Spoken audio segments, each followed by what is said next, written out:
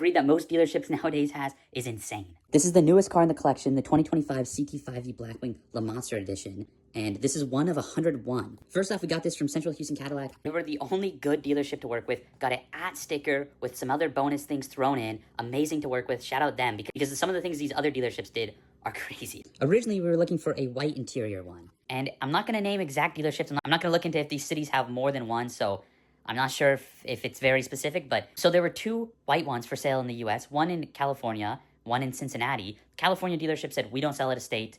And that was that. There's a dealership in Cincinnati that said, we don't sell at a state. And if you were in state, it's a $20,000 markup. I asked after hearing from 2 dealerships, why can you only sell in state? And this dealership said, oh, it's just our manager's preference.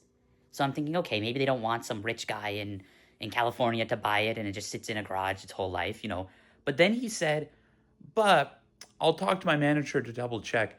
If you're willing to pay a $40,000 markup, we might sell it of state. Which, this is beyond a markup. This is Basically a bribe at this point. saying, oh, 20,000 More, and we'll sell it to you. Fast forward a week, we buy this car from Central Houston Cadillac. They were amazing to work with. But hours after buying this car, I get a call from a Cadillac dealership in a suburb of Chicago that also had one. It was black interior, but it had the PDR and the sunroof, which this one does not. Called them when I called the other dealerships, and they said that car is a customer car. Somebody ordered it new before it was built. That's their car. Their automated system made them list it, which is kind of weird because I've never heard of that before, but whatever.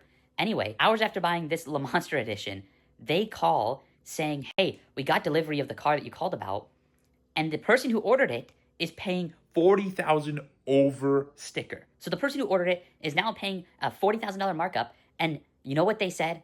What they said was, can you beat that? can you beat that? And we will sell it to you instead. That is It's insane. The level of greed for these special edition cars is crazy, and I think it reflects from during COVID when they could do that to every car. Now the car market's cooling down a little bit. They can't mark up every car. Now they're sitting on lots because they refuse to sell it under sticker. So any special edition car they can mark up, they can and they will. But this is out of hand. They're asking for bribes. They're screwing their own customers who order the car out of the car. Like, this is getting out of hand. Let me know if you have any of these crazy dealership stories in the comments. Shout out again to Central Houston Cadillac because they could have done the same thing, but instead they were amazing to work with, actually sold it as sticker, and did not do any of these things. So that's all for now. I'll see you guys in the next one. Take care.